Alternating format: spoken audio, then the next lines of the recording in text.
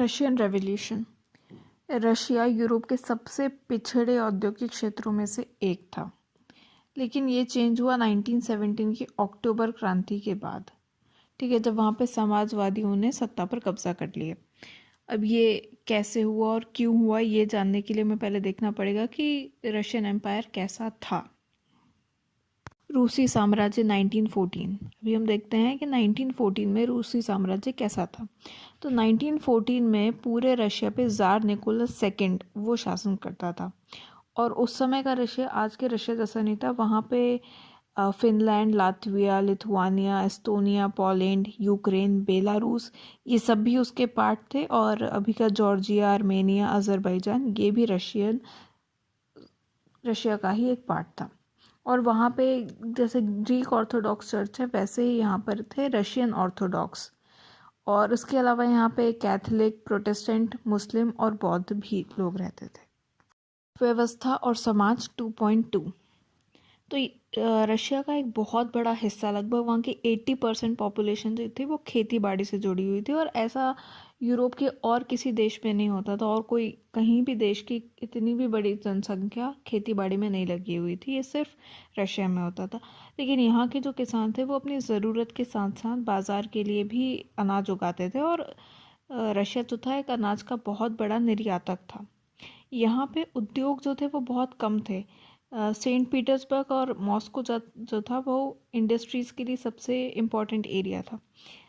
तो ज़्यादातर जो ये कारखाने थे ये 1890 में चालू हुए थे, जिस समय रशिया में रेल नेटवर्क जो है वो भी काम कर रहा था और इंडस्ट्रीज़ में फॉरेन इन्वेस्टमेंट भी बढ़ रहा था।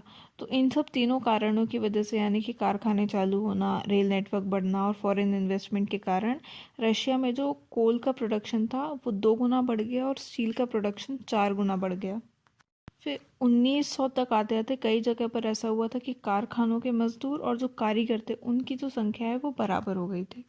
ज़्यादातर जो कारखाने होते थे उन पे वो इंडस्ट्रियलिस्ट की प्राइवेट प्रॉपर्टी होते थे, और जो मज़दूर होते थे कारखानों में काम करते थे उनका मिनिमम वेजेस तय थे। उनके उनके काम करने की जो घंटे हैं वो भी तय थे। और ये बोला गया था कि जो सरकारी विभाग होंगे, सरकारी डिपार्टमेंट्स जो होंगे, वो बड़ी फैक्ट्रीज़ पर नज़र रखेंगे, ये देखेंगे कि वहाँ पर नियमों का पालन किया जा रहा है या नहीं।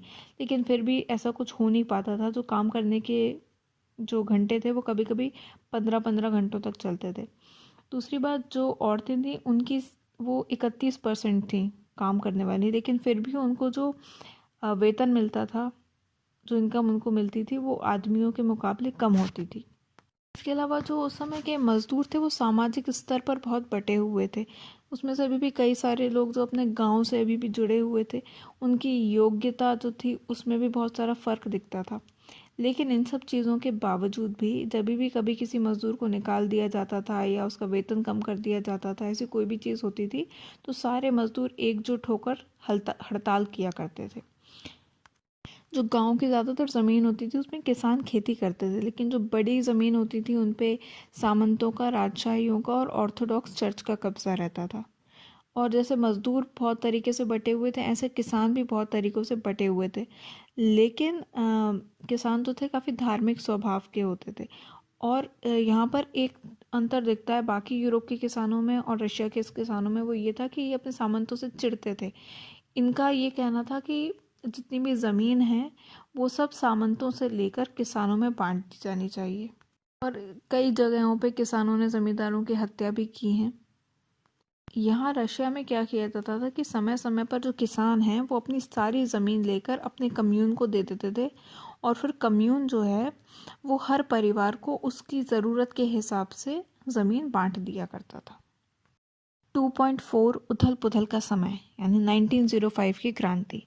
20th सेंचुरी शुरू हो चुकी थी और अभी तक भी जो रशिया था वहाँ पे कोई पार्लियामेंट नहीं बनी गई थी। ज़ार अपना एक अनार्की चला रहा था। तो लिबरल्स ने सोचा कि हमें इस सिचुएशन को चेंज करने के लिए कुछ करना चाहिए। तो उन्होंने 1905 में एक कॉन्स्टिट्यूशन बनाने के लिए सोशल डेमोक्रेट, रेवोल्यूशनरीज, किसान, मजदूर, इन सबको मिला के काम शुरू किया। 1904 ये जो साल था ये रशिया के मज़दूरों के लिए बहुत बुरा साल था, क्योंकि ज़रूरत की जो चीज़ें थी उनकी कीमतें बढ़ रही थी, लेकिन ये मज़दूरों के वेतन में 20% कमी आ गई थी। और जो इन्होंने वर्कर यूनियन बनाई हुई थी इनकी मेंबरशिप बढ़ी इसी साल में। और 1904 में एक असेंबली बनाई गई थी, असेंबली ऑफ रशियन वर्कर्स। तो ये जो थी असेंबली ऑफ रशियन वर्कर्स, इसके 4 मेंबर्स को एक आयरन वर्क्स कंपनी थी उसमें से नौकरी पे से हटा दिया गया था।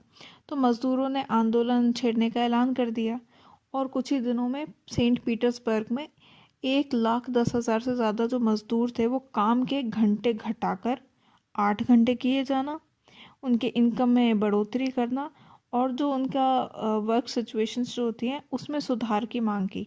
तो इन्होंने जो मज़दूरों को निकालने पर जो इन्होंने आंदोलन शुरू किया था उसमें इन्होंने 3 मांगें रखी। एक तो ये कि इनके काम के घंटे को कम कर दिया जाए, इनकम को बढ़ाया जाए और इनकी जो वर्क सिचुएशंस जो वर्क कंडीशंस हैं इनको थोड़ा ठीक किया जाए। और इसके साथ ये हड़ताल पे चले गए। इसी के साथ वहाँ पर एक थे पादरी गैपॉन, फादर गैपॉन। उनके अंडर बहुत सारे मज़दूर जो थे उन्होंने एक रैली निकाली विंटर पैलेस में, जो कि ज़ार का पैलेस था। ज़ार के पैलेस को विंटर पैलेस कहते हैं, उसके सामने तक पहुंचने के लिए। तो वहाँ पे पुलिस और जो कॉसेक्स ने थे उन्होंने मज़दूरों पर हमला बोल दिया और इस इंसिडेंट में 100 से ज़्यादा मज़दूर जो है वो मारे गए और लगभग 300 जो थे वो घायल हुए। और इसी इंसिडेंट को कहा जाता है ब्लडी संडे। और ये जो हमारा 1905 का जो क्रांति है ये इसी ब्लडी संडे से शुरू हुई थी और इसके साथ पूरे के पूरे देश में बहुत सारी हड़तालें होने लगी।